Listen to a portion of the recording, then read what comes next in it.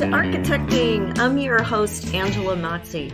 You made it. This is the landing pad for raw honesty about connecting your career with your purpose. I'm going to give you the tools you need to be an unapologetic advocate for yourself and others, because if you're here, you believe that the space we surround ourselves in matters, and you're committed to project by project building a better world for all of us. If you're with me, let's get architecting.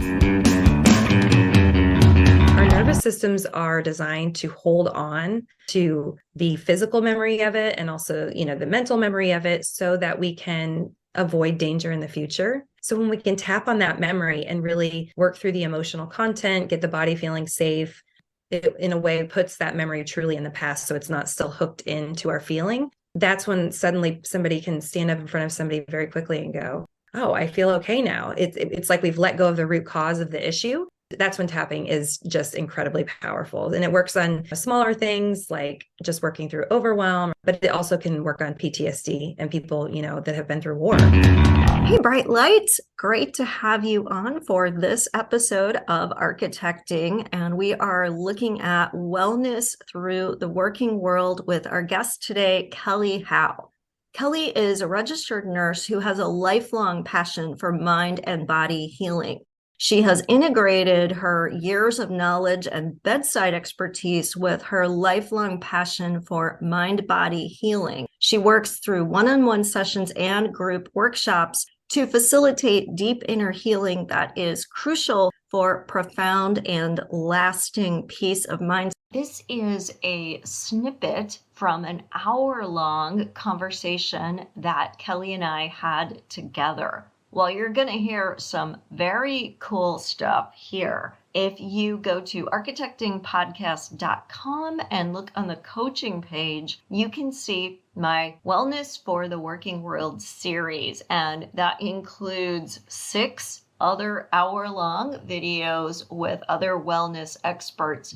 You'll get to hear even more goodness from Kelly, including how to stop normalizing toxic conditions, how to overcome regret and other energy drains, how EFT works. So you'll get to see video of Kelly leading you through and showing you exactly the tapping points so you can try it out for yourself. And you will also hear her talk about how tapping or EFT can help you get out of feeling stuck and victimized. Oh my God, this was such an amazing session. I really want you to hear all of it and get all of this goodness. So go to architectingpodcast.com and make sure you get into the Wellness for the Working World course. And the great thing about this course is that as I add more interviews, you get access to it. So you buy it one time and you keep getting more. Not many things work that way, but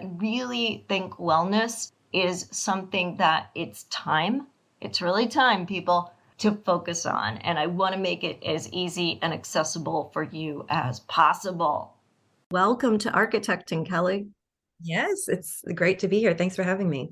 I love what you do. How did you go from working as a nurse and dealing with maybe physical well-being to what you're doing today? Yeah, it's a really good question. Well, I never expected to be doing what I'm doing now. And it was really born out of necessity because I was working as a nurse, and I worked as a nurse for 10 years. And I like to joke that for 9.5 of those years, I was burned out. It didn't take long for me. I was working night shift. And before I knew it, I was not really myself. I kind of have always been somebody who can handle everything, can muster my way through anything. And not only that, take care of the people around me and remain relatively okay. And I really prided myself on that kind of strength and resilience. And then I got to a point where I wasn't myself. I was highly emotional, highly anxious, although I wouldn't have called it anxiety. I was feeling a lot of dis-ease in my body. So I was shaking, I was having heart palpitations, stomach and GI issues. I was having dizziness issues, insomnia. I was working as a night nurse. I was nauseous most of the day, losing my appetite. And truly, I was just kind of having a failure to thrive. And all that burnout building led me to a place where I really had to stop and take a really deep look at myself and go, okay, I haven't always been this person. I haven't always been reactive. I was like exploding on my husband out of nowhere, just really emotionally reactive and angry. And he's a really great man. Like it really wasn't a him issue. It was me. And I could recognize that, but I just had to take a look at myself and be like, what is wrong? And initially I thought, oh, there's something wrong with my body. I'd come through healthcare. And even though I've always had this really deep yearning to understand mind body connection and how that all works together, I was in healthcare and it was very body physical oriented. And so initially I thought, oh, there's something wrong with my body. Like there's something really wrong with me. And there was, but really my body was showing me that I was very stressed and in complete denial. Fast forward and I'm in this state and I really truly started seeking alternative options to anxiety and stress. I didn't even really know what I was looking for, but I knew that I needed to find something. I knew that something made me this way and there had to be some way to kind of undo it. I guess I must have on a subconscious level had some sort of an idea that I was stressed, but I wouldn't have admitted it to anyone. Like we talked about a few minutes ago, that grit culture of, I'm fine. I'm just going to power through. It just wasn't working for me anymore. And I wasn't fine. And I was really starting to feel physically ill a lot. And I stumbled onto this thing called tapping, EFT or emotional freedom technique. It's a technique that really helps you balance your stress and really soothe the nervous system on a very physical level so that you can feel your body sort of dial down out of that fight or flight response. And the first time I tried it, I felt it work instantly. And I was, as a nurse, very skeptical that this could be real because it looks really strange. And we can talk about that here in a minute. It looks strange. It feels strange. And I really thought this was maybe just a placebo effect or something. And it was all in my mind, but I felt it worked so quickly and that I had to learn more about it. And then from there, once I learned about it and I realized, wow, this is real, I just had to learn more about it. And so I started going through trainings and started sort of getting this idea of maybe I could help people with their well-being and not necessarily in a hospital setting. And I could actually help people before they get sick, before they start feeling so terrible. And because I do believe that if I had continued on that trajectory, I would have ended up a very sick person. My body was showing me that I was not okay and I was in denial. And so that was really how it started. I was just burned out and I found this technique, kind of stumbled onto it, and the rest is history. I had to pursue it from there. And I've sort of carved out my way as a nurse in this coaching field. I call myself a coach, really for a lack of a better term, because I know there's so many different types of coaches, but I really specialize in that specific technique because it is so incredibly powerful. I would love it if you could say more about why stress is so toxic, because you went through it, right? All the physical symptoms you were experiencing because of the stress. And I think a lot of people do that and we ignore it, we normalize it. But why is that so dangerous?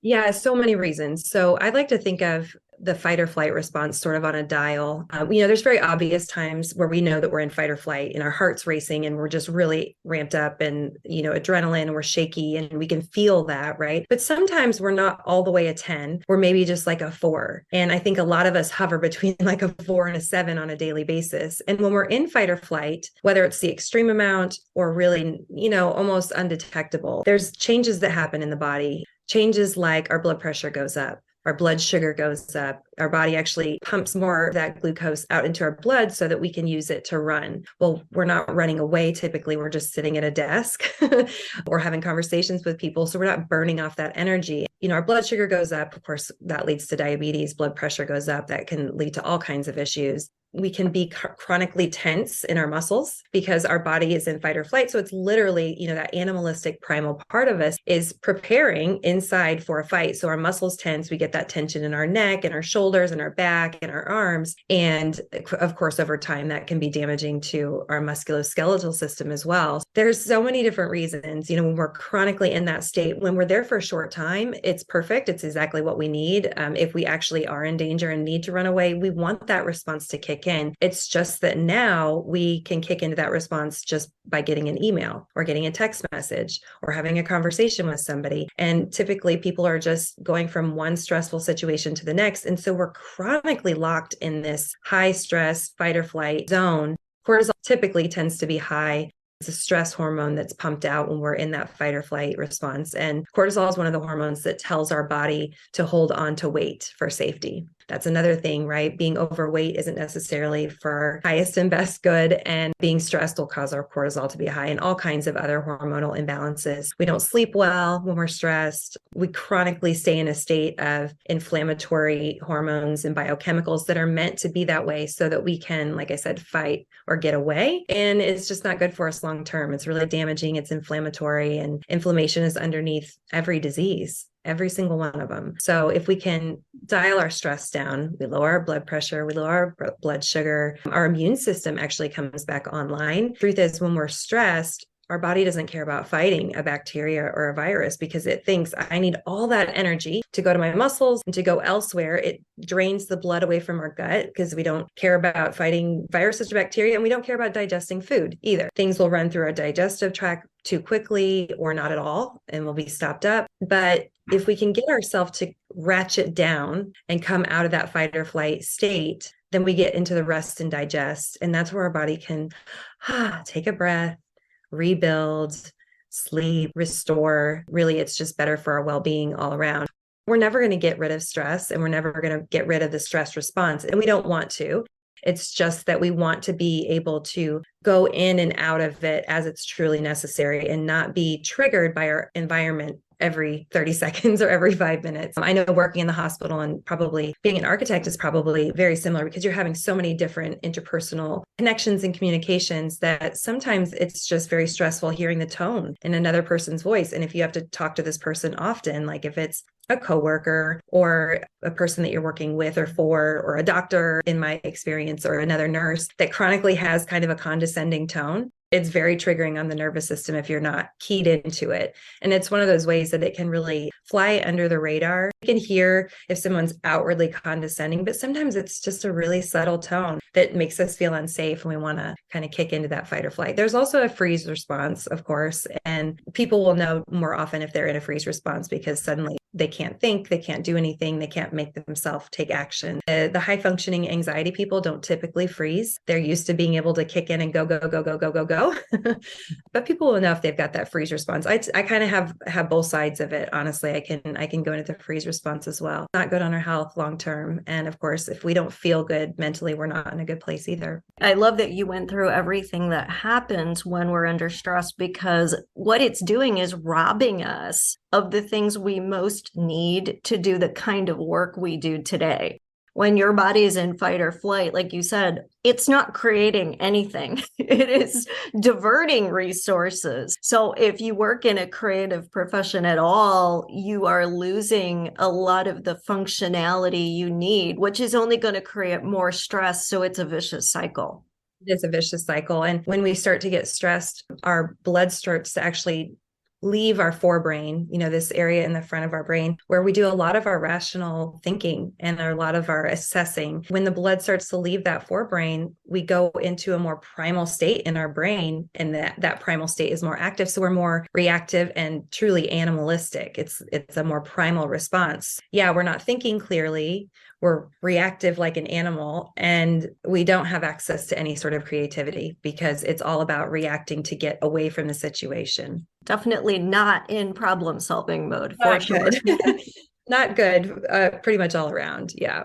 Now that we understand why this is not okay and why we should not just suck it up and try to cope with it, you found a really great resource in tapping. So can you tell us a little bit more about what is tapping and why does that work?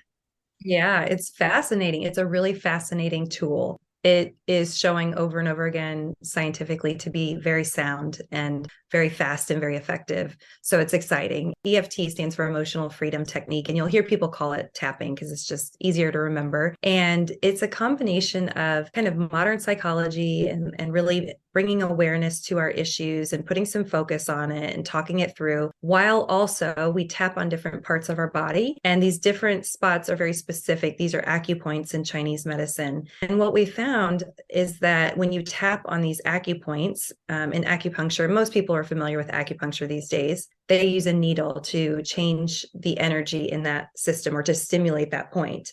with tapping, we just tap on it. And when we tap on these points, it creates a piezoelectric signal that travels through our nervous system that we feel, and it goes up and it communicates with our brain. And of course, every time we touch ourselves, there's a signal going up to our brain and back out to our body. And so the tapping really comes in to interrupt these mental patterns and these physical patterns that we have correlated with stress. So a good example is have a conversation with someone and you're fine and everything feels okay. And then all of a sudden they say something and you feel yourself like everything changes, everything shifts inside of your body. So we would use the tapping in that moment, if you can step away or even a few minutes later, to just tap and start to soothe your body and tell you it really comes in and says, I'm okay, I'm not in danger. And those fearful thoughts and that automatic response, that automatic fight or flight response that we just launched into starts to calm down. So you can use it on a day-to-day basis for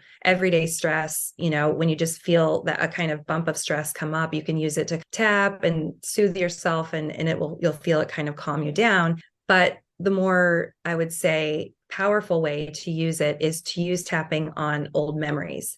Everybody has these triggers for a reason. Everybody has these things that really create high stress for a reason. And like I said, we're not going to get rid of it. However, if we can start to really look at old memories, really traumatic events, even mildly traumatic events, and that's going to be different for everyone, we can start to use the tapping while focusing on these old memories. And then the issues connected to those memories start to fall away very quickly. So an example of that would be somebody that comes to me for like public speaking. They have a hard time standing up in front of people. They just go into a full fight or flight reaction, or they freeze. They can't get the words out. And what we do is start to notice, okay, how do you feel? When have you felt like this before? It's interesting when we start to tap, the brain calms down and gets calm very quickly. And so old memories will start coming forward. The tapping really calms down the amygdala in the brain, which is a fear center. The hippocampus sits right next to it, and it starts throwing forward memories connected with that same thing. So we may start tapping and focusing on what we're currently feeling, like, I can't get up in front of these people, it's scary, voicing and saying those things. And then as we're tapping, old memories will start to come forward. Or I'll say, when have you felt like this before? And somebody suddenly gets a memory of being in second grade when they're standing up in front of their class and they freeze, and then everybody in the class laughs at them. And that's trauma zero. That's the first time that they really felt that humiliation, that embarrassment, that kind of thing. And our nervous systems are designed to hold on to the physical memory of it, and also, the mental memory of it, so that we can avoid danger in the future. So when we can tap on that memory and really work through the emotional content, get the body feeling safe, it in a way puts that memory truly in the past, so it's not still hooked into our feeling. That's when suddenly somebody can stand up in front of somebody very quickly and go, oh, I feel okay now. It's like we've let go of the root cause of the issue. That's when tapping is just incredibly powerful. And it works on, smaller things like just working through overwhelm, or like I said, public speaking. Not that that's small for everybody, but it also can work on PTSD and people, that have been through war. It's a really powerful tool on so many things. So, I just fell in love with it. And now I'm here to help other people learn about it and, just do what I can on my side to get it out. It's kind of a fully integrative process, because you're talking at the same time, you're talking about your issues, you're tapping on your body at the same time. It gets all the senses involved.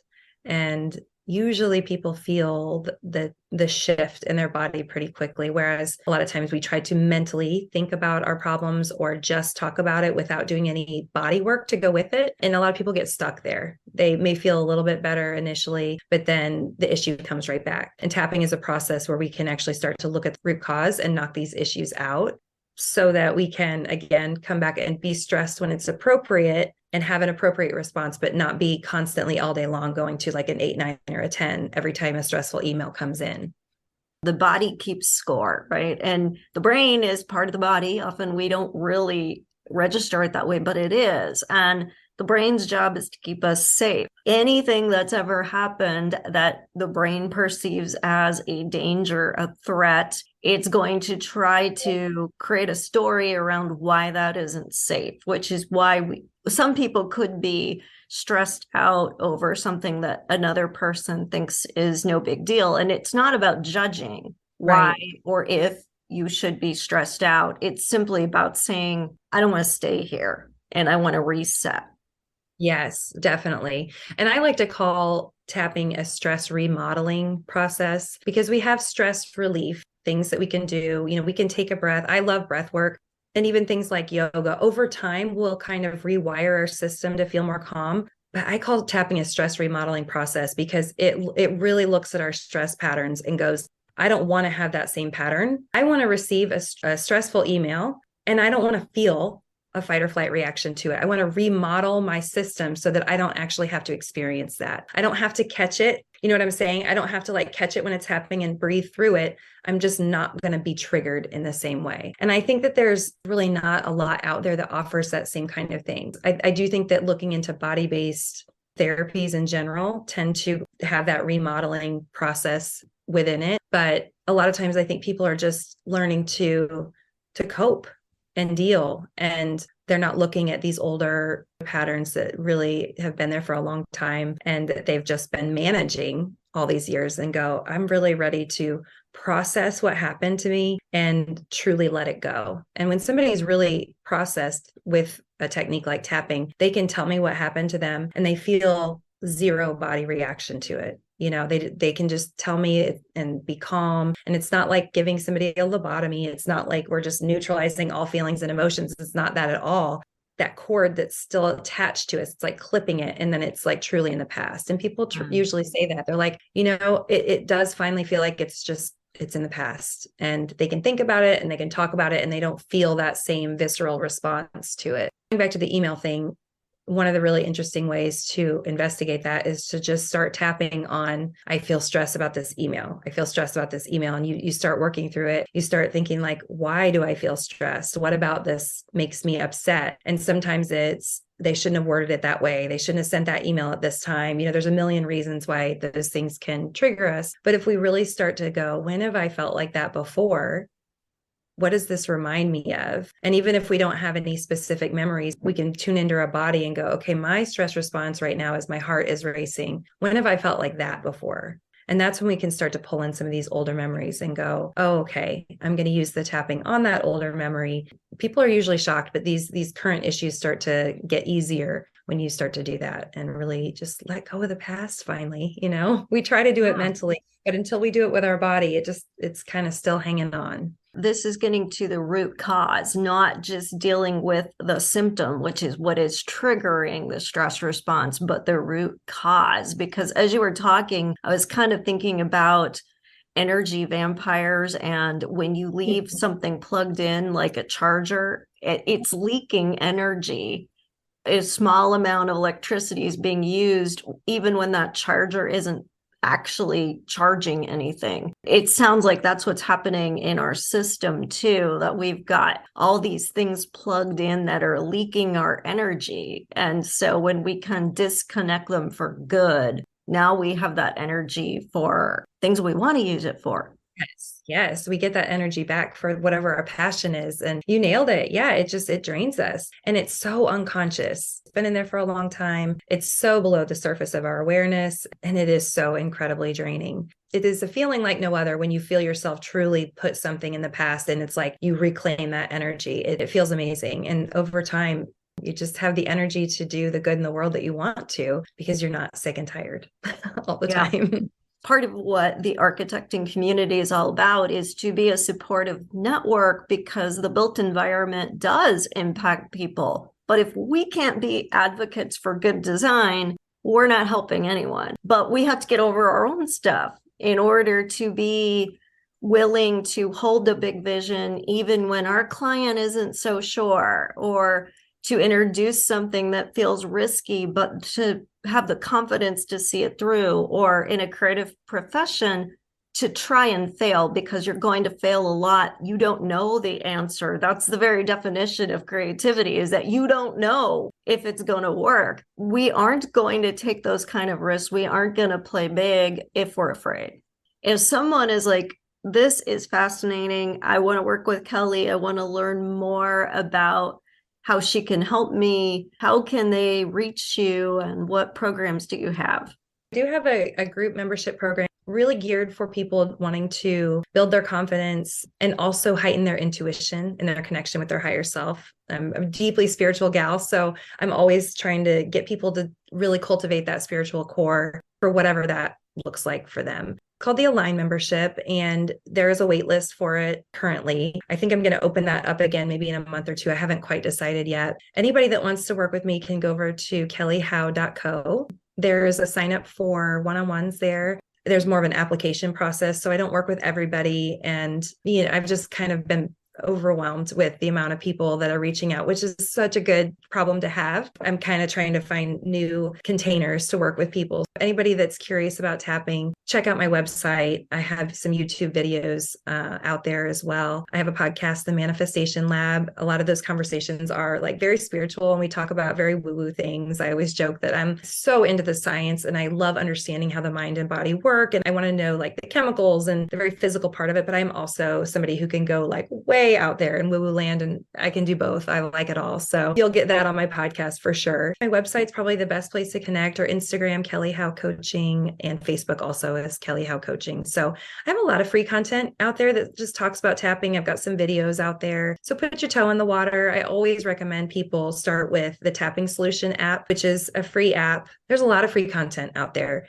If anybody's curious to work with me, just head over to my website and fill out the application or get on that wait list for Align, and hopefully we can get together that way. And I'm going to have some new stuff coming out this year. It's kind of still in the works. So I can't say too much because I'm still trying to decide exactly what I'm going to do. Understood. Well, thank you so much for being here with us today. And everyone, definitely check out Kelly's Instagram account. She's got a lot of great stuff on there, as well as her website and her podcast. Share your insights and tag her. It's always so great to learn how this information is making a difference. So make sure you share what you're experiencing, what results you're getting. We'd all love to hear. Yes. Thank you so much for having me on, Angela. Have a great day, everyone. If you enjoyed this episode and you'd love to hear even more of my interview with the amazing Kelly Howe, make sure you go to architectingpodcast.com and check out my Wellness for the Working World series. You'll get to hear the full hour of my conversation with Kelly, and she covers some amazing stuff, and she also leads you through an EFT session so you can work very specifically and try it out and watch the video where she demonstrates. So check it out now at architectingpodcast.com. Look under the section for coaching.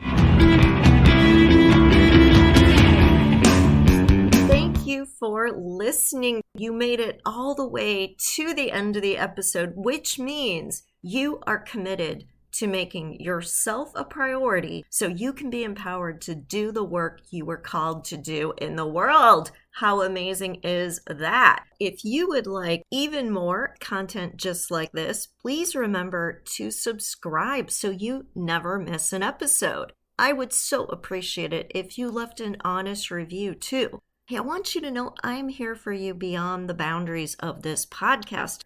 You could follow me on social media at Architecting Podcast, or visit architectingpodcast.com to download some great free resources. Take care, everyone, and stay inspired.